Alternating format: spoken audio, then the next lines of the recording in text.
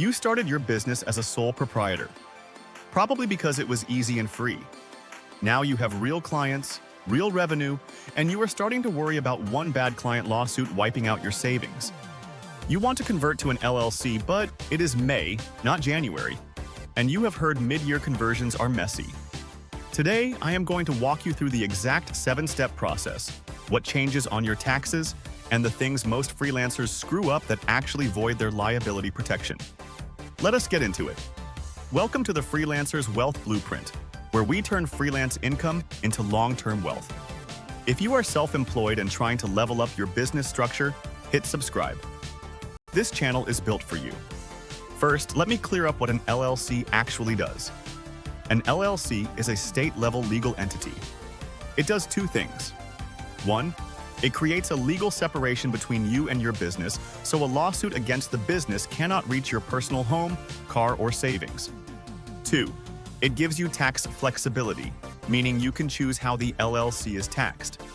By default, a single-member LLC is a disregarded entity, which means the IRS pretty much ignores it, and you keep filing the same Schedule C you have always filed. An LLC by itself does not save you a penny in self-employment tax. To get SE tax savings, you have to file an additional election to be taxed as an S-Corp. That is a separate decision I cover in another video. Now, the 7-step mid-year conversion process. Step 1. Pick your state, your LLC name, and a registered agent. Most freelancers form the LLC in the state where they live and work. Your LLC name must include the words LLC or Limited Liability Company. Search your Secretary of State website to confirm the name is available. A registered agent is the person or company that receives legal notices on behalf of the LLC. You can be your own registered agent if you have a physical address in the state. Step 2. File Articles of Organization with the Secretary of State. This is the legal document that brings your LLC into existence. Filing fees range from $35 in Montana to $500 in Massachusetts. The national average for 2026 is around $132. Nevada is $425. Tennessee and Texas are $300 each. California is $70 to file, plus an $800 annual franchise tax. Filing is usually done online, and approval takes anywhere from 1 business day to 4 weeks, depending on the state. Step 3. Draft an operating agreement. Even if you are a single-member LLC, you need this document. It is the internal rulebook for the LLC that proves to courts you are running a legitimate separate entity, not just an alter ego. Without an operating agreement, a court can pierce your LLC veil and reach your personal assets anyway. Templates are widely available for free, and most states do not require you to file it with the government. Step 4. Decide on the EIN. Here is where most freelancers get confused. As a sole proprietor, you have been using your Social Security number to file Schedule C. When you convert to a single-member LLC with default disregarded entity tax treatment, the IRS does not actually require a new EIN unless you have employees or you owe excise tax. You can keep using your SSN, but I strongly recommend getting an EIN anyway. It takes 5 minutes on the IRS website. It is free, and it lets you avoid handing out your SSN on every client W-9. If you elect S-Corp tax treatment, the EIN is required. Step 5.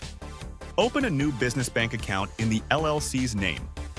This is critical for liability protection. Take your Articles of Organization, your EIN letter, and your operating agreement to the bank. From this day forward, all client payments deposit into the LLC account, and all business expenses come out of it. Never commingle personal and business funds. The single fastest way to lose your LLC liability protection in a lawsuit is commingling. Step 6. Update your W-9 with every active client. You must send each client a new Form W-9 with the LLC's legal name and the EIN you choose to use. If you keep using your SSN, note it as a disregarded entity owned by you.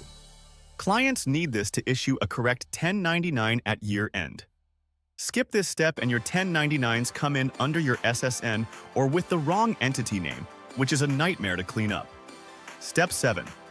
Update your contracts, invoices, business insurance, business licenses, and any state or local registrations. New invoices go out under the LLC name. New contracts get signed in the LLC's name. Sign as member or manager, not in your personal name. Notify your business insurance carrier so the policy is in the LLC's name. Otherwise, the insurance may not cover a claim against the LLC. Now, let us talk taxes. If you are a single-member LLC with default disregarded entity treatment, your federal tax return is the same as before. One Schedule C, filed with your personal Form 1040. No separate business tax return. The IRS sees no difference between sole prop and disregarded LLC. You still pay self-employment tax of 15.3% on net earnings. You still pay quarterly estimated taxes. Mid-year, you do not file two separate Schedule Cs. You just file one with combined revenue and expenses for the whole year. If you elected S-Corp taxation, that is different and more complex. You file a partial year Schedule C for the sole prop period and an 1120S for the S-Corp period from your effective election date forward. That is why most S-Corp elections start January 1st. Critical detail about liability protection. Your protection starts the day the state approves your articles of organization, not the day you mailed them, not retroactively to January 1st. If a client sues you in June, and your LLC was approved in July, that lawsuit is against you personally. Mid-year conversion means accepting that the first half of the year was unprotected.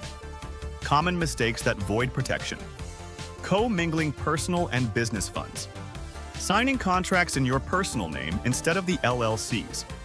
Not having an operating agreement. Forgetting to file annual reports and letting the LLC dissolve.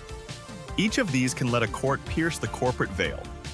This week, search your Secretary of State website for LLC name availability, then file articles of organization. The full conversion takes most freelancers about 1 weekend of work, and the liability peace of mind is immediate once approved. If this helped, hit subscribe and check out my LLC versus S-Corp video for the next decision. I will see you in the next one. This content is for educational purposes only and does not constitute tax advice. Consult a qualified tax professional for guidance specific to your situation.